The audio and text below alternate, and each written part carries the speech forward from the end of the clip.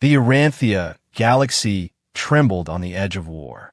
Small planetary alliances formed desperate coalitions against the expanding might of the Cylindrian dynasty, their ships clashing along disputed borders in lightning skirmishes that left debris fields spanning parsecs. From her command chair aboard the Iphyrian, General Anadia Cylindrian surveyed tactical displays with golden eyes that had witnessed countless battles. Another refugee vessel detected entering our sector, her communications officer announced, his pointed ears twitching with disapproval. Human registry, the wayward hope. Anadia's lips curved into a thin smile. Humans, the universe's eternal wanderers, always fleeing their self-made disasters. Her pale blue skin gleamed under the bridge lights as she stood, her impressive height commanding immediate attention from crew. Intercept course, she ordered. I want a full scan and inspection. No vessel crosses Cylindrian space without proper authorization. As the Iphyrian closed distance with the smaller craft, Anadia contemplated the galaxy's current state. The dynasty had maintained order for millennia, yet these lesser races continued their futile resistance. Her long fingers drummed against her command console, each movement precise despite her frustration. General, the tactical officer called out, his voice tinged with surprise. We're detecting unusual biosignatures aboard the refugee vessel. One human appears to be. Well, the readings are inconsistent with standard civilian profiles. Explain, Anadia demanded, her tone dropping to a dangerous whisper. Medical or diplomatic training, perhaps military experience. The individual seems to be assisting with the ship's wounded. Anadia's interest sharpened. Bring this person aboard. I wish to speak with them personally. The boarding operation proceeded with military efficiency. Within moments, Ethan Ward found himself standing in the Iphyrian's interrogation chamber, facing the legendary General Anadia Cylindrian herself. His brown eyes widened slightly at her imposing figure. She stood nearly 7 feet tall, adorned in ceremonial armor that bore countless battle honors. Her golden eyes fixed upon him with an intensity that made lesser beings tremble. Human, she began, her voice carrying the weight of authority accumulated over decades of command. You dare traverse forbidden zones without proper clearance. Explain yourself. Ethan ran a hand through his disheveled hair, offering a lopsided grin that seemed wildly inappropriate given his circumstances. Well, General, when you put it that way, it sounds downright criminal. But technically, we were just trying to avoid the shooting gallery out there. Your border patrols have itchy trigger fingers. Anadia blinked, momentarily thrown by his casual demeanor. Most beings cowered before her presence. This human seemed barely fazed. Your identity, she commanded. Dr. Ethan Ward, formerly of the Interspecies Medical Alliance. Currently, a guy trying to keep 30 refugee families alive while dodging plasma fire. Doctor, Anadia repeated, studying him with renewed interest. Your credentials? Ethan reached into his jacket, producing a small data pad. Here's my certification, though I doubt your systems can read human tech. I've worked as a field medic, negotiator, and occasional miracle worker across half a dozen war zones. Picked up some useful skills along the way. As Anadia reviewed his information through her neural interface, she felt an unfamiliar stirring of curiosity. This human possessed an impressive record of humanitarian efforts, often working in territories deemed too dangerous by his own government. You claim to be a negotiator, she said finally, yet you violate our sovereign space. Hardly diplomatic. Ethan's smile faded slightly. General, with all due respect, those families on my ship haven't eaten properly in weeks. Half need medical attention. We took the fastest route to safety, which happened across your territory. If that makes me a criminal in your eyes, so be it. The bridge doors hissed open, admitting Lieutenant Kalos, Anadia's second-in-command. His expression carried barely concealed disdain as he observed the human prisoner. General, shall we confine this trespasser to the brig? Anadia raised her hand, silencing him. Something about Ward's directness intrigued her, a quality she rarely encountered among her own people. where political maneuvering often masked true intentions. No, Dr. Ward will remain aboard the Iphyrian as my guest. We have received urgent orders to investigate an attack on our outer colony at Derilia. His medical expertise may prove useful. Kalos stiffened. General, surely you don't trust this human. Are you questioning my judgment, Lieutenant? Anadia's voice could have frozen plasma. No, General. Kalos bowed stiffly and retreated. Ethan watched this exchange with growing interest. So, I'm your guest or your prisoner? That depends entirely on your behavior, Doctor. Anadia gestured toward the door. Gulme, I'll show you to your quarters. We depart for Derilia immediately. As they walked through the Iphyrian's corridors, Ethan couldn't help but marvel at the ship's architecture. Crystalline panels displayed star charts and tactical data, while crew members moved with disciplined precision. The contrast between this order and the chaos aboard the refugee vessel struck him forcefully. Impressive ship, he commented, though I notice your medical bay seems understaffed. Budget cuts in the evil empire. Anadia shot him a sharp glance. The Cylindrian dynasty is neither evil nor an empire. We maintain order in a chaotic universe. As for our medical facilities, we prioritize combat efficiency. Our soldiers are trained to endure. Sure, but what about civilians? The ones caught in crossfire when your order arrives. They reached a modest but comfortable cabin. Anadia turned to face him, her golden eyes narrowing. You speak boldly for someone in your position, Doctor. Most would show proper deference. Ethan shrugged. Deference never saved a patient's life. Neither did fear. If you want my help at Derilia, you'll get my honest opinion. That's the deal. For the first time, Anadia felt genuinely challenged by this human. His irreverence should have infuriated her, yet she found herself intrigued. Very well, Doctor. Rest now. We arrive at Derilia in 6 hours. I suggest you prepare for what you'll witness there. As she departed, Ethan called after her. General, those refugees on my ship. They will be cared for, she replied without turning. You have my word. Alone in his quarters, Ethan reflected on their exchange. General Anadia Cylindrian was not what he'd expected. Beneath her cold exterior, he sensed something more, perhaps a capacity for change that even she didn't recognize. The journey to Derilia passed in tense preparation. Ethan found himself granted surprising freedom aboard the Iphyrian, allowing him to observe the crew's operations. He noticed their unwavering loyalty to Anadia, tempered by fear of her authority. During a briefing in the war room, he witnessed her strategic brilliance firsthand as she analyzed attack patterns and deployment options. The insurgents have taken the primary settlement, she explained to her officers, manipulating a holographic display. Standard protocol dictates total elimination of resistance forces. Ethan, standing at the periphery, couldn't remain silent. And the civilians caught between? What's their protocol? Several officers glared at his interruption, but Anadia merely raised an eyebrow. Dr. Ward raises a valid tactical consideration. Civilian casualties complicate post-conflict administration. They're not considerations, General. They're people. The tension in the room thickened. Lieutenant Kalos stepped forward, hand moving toward his sidearm. You dare lecture the General on military matters? Stand down, Lieutenant, Anadia commanded. She turned to Ethan, her expression unreadable. Your humanitarian concerns are noted, Doctor. However, our primary objective remains the elimination of threats to dynasty security. As they approached Derilia, long-range sensors revealed the extent of devastation. The colony's once pristine structures lay in ruins, smoke rising from multiple impact sites. Anadia ordered battle stations, her crew responding with practiced efficiency. General, the tactical officer reported, we're detecting mixed life signs. Insurgents appear to be using civilian shields. Ethan moved closer to the display, his medical training allowing him to interpret the bio readings. Those aren't shields, they're families. The insurgents are protecting them from your forces. Anadia's jaw tightened. Impossible. These are terrorists, not protectors. Maybe they're both, Ethan suggested quietly. Maybe they're fighting because they have something worth protecting.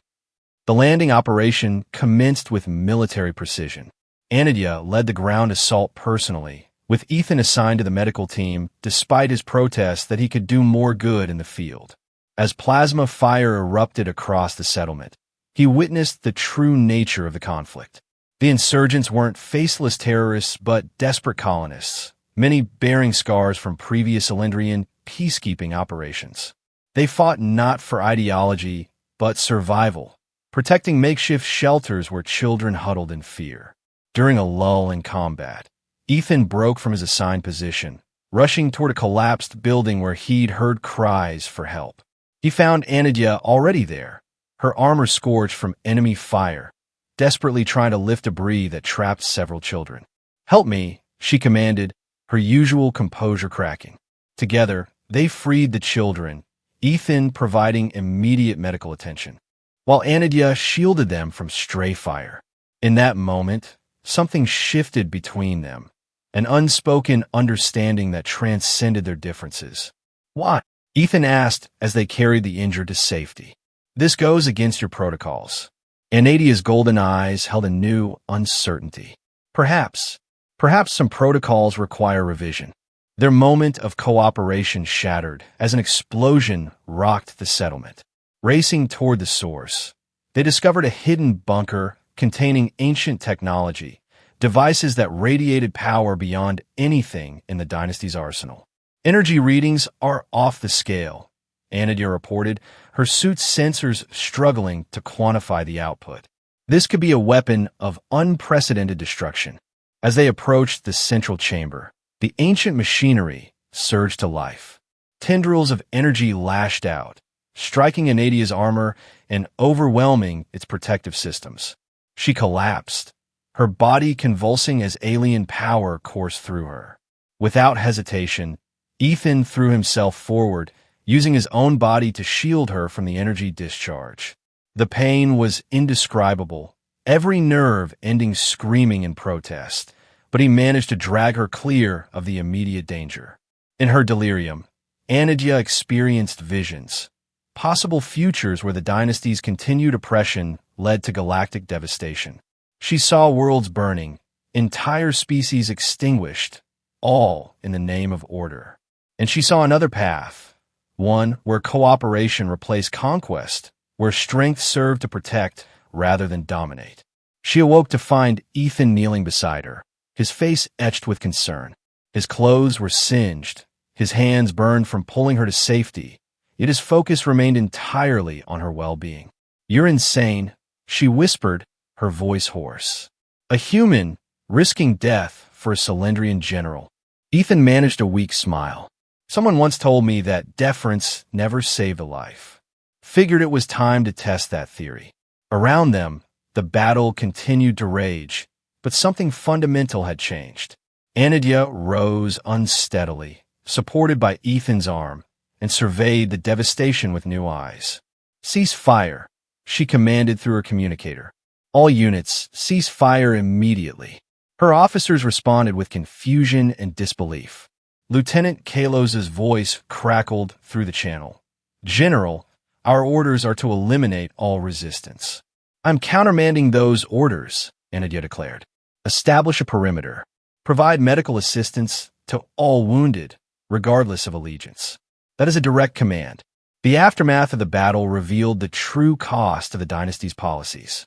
As medical teams worked to save lives on both sides, Anadia walked among the ruins with Ethan, seeing for the first time the faces of those her empire had oppressed.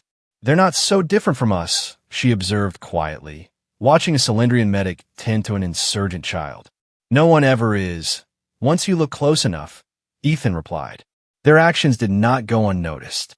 Within hours, a dynasty tribunal ship arrived, carrying officials demanding explanation for Anadia's deviation from protocol. She was summoned to face formal charges of insubordination and potential treason. The tribunal convened in the Iphyrian's ceremonial chamber, its gilded walls bearing witness to the confrontation between tradition and change. 3 high judges, their faces obscured by ceremonial masks, sat in judgment as Anadia stood before them in full dress uniform. General Anadia Cylindrian, the chief judge, intoned, "You stand accused of defying direct orders, compromising dynasty security, and consorting with inferior species. How do you answer these charges?" Ethan, relegated to the observer gallery, watched with growing concern as Anadia remained silent. The weight of centuries of tradition pressed down upon her, demanding submission to the established order. "The general's actions saved countless lives," Ethan called out, ignoring protocol. "Both Cylindrian and colonial. Surely that counts for something in your grand design." The judges turned their masked faces toward him, radiating disapproval. "The human will remain silent or be removed." "No." Anadia's voice rang out, clear and strong. "The human will speak. His perspective has revealed truths we have long ignored." Gasps echoed through the chamber. For a general to defend an outsider before the tribunal was unprecedented. "General," the chief judge warned, "you risk not only your command but your life with such defiance. We offer you one final opportunity. Kneel before this tribunal, acknowledge your errors, and accept our judgment."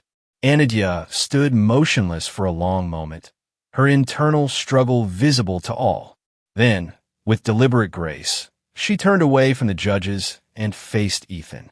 In a move that stunned everyone present, she dropped to one knee before him. "I kneel," she declared, her voice carrying to every corner of the chamber. "Not in submission to outdated traditions, but in recognition of a greater truth. This human showed me that strength lies not in dominion, but in compassion, not in fear, but in understanding." The tribunal erupted in chaos. Some officers drew weapons, others stood frozen in shock. Ethan, equally stunned, reached down to help Anadia rise. "General, you don't have to." "Yes, I do," she replied firmly. "For too long, we have mistaken oppression for order, conquest for progress. It ends now." The chief judge's voice cut through the tumult. "General Anadia Cylindrian, your actions constitute treason against the dynasty. You will be stripped of rank and—" "You'll do nothing of the sort," a new voice interrupted. From the shadows emerged Admiral Vexus, supreme commander of the dynasty's military forces. His ancient eyes surveyed the scene with measured calculation. "Admiral," the chief judge sputtered, "this is a matter for the tribunal. This is a matter of survival," Vexus countered. "I've reviewed the data for Durilia. The ancient technology discovered there could destroy us all if mishandled. General Cylindrian and her unconventional ally may have prevented catastrophe." He turned to Anadia, still kneeling beside Ethan. "Rise, General.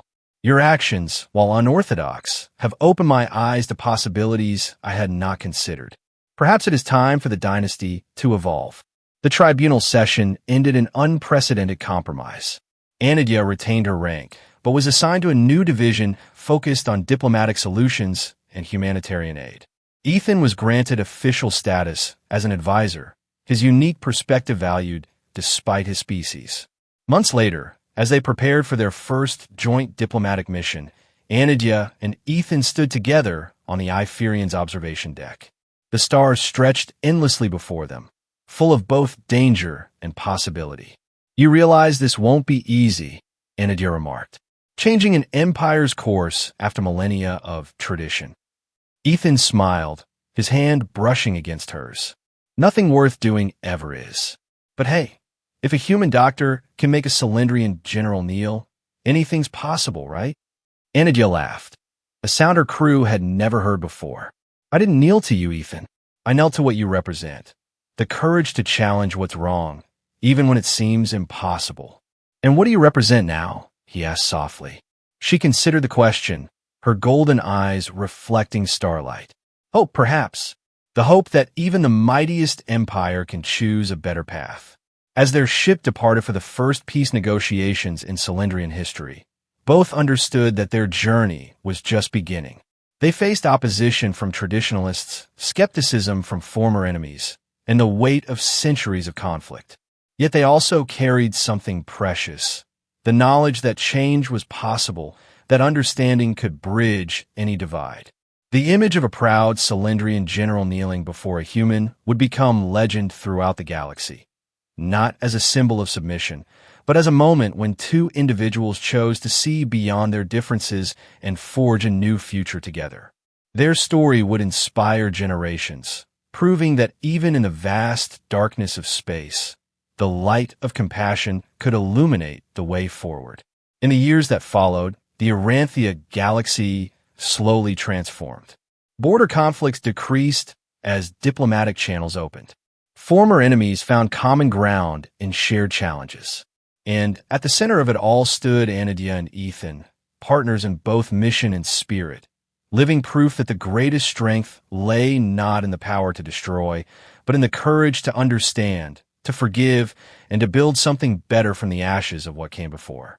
Their legacy would endure long after they were gone, a testament to the moment when pride yielded to wisdom, when fear gave way to trust, and when an alien general discovered that the greatest honor was not in commanding others to kneel, but in having the humility to kneel herself in service of a greater good. The galaxy still faced challenges, still struggled with old prejudices and new threats. But now it faced them together, guided by the principle that Anadia and Ethan had demonstrated with their lives, that every being, regardless of species or station, possessed inherent worth, and that recognizing this truth was the first step toward lasting peace. As they continued their work, building bridges across the stars, they often reflected on that pivotal moment in the tribunal chamber. What had seemed like an ending had become a beginning. What had appeared as surrender had proven to be the ultimate victory. For in choosing to kneel, Anadia had not diminished herself, but elevated everyone around her, showing that true leadership meant serving something greater than oneself. And so their story continued, written not in the annals of military conquest, but in the hearts of those they helped, in the lives they saved, and in the peace they fought to preserve. The alien general who knelt before a human had discovered that the greatest power in the universe was not the ability to conquer worlds, but the capacity to change them for the better, one act of understanding at a time.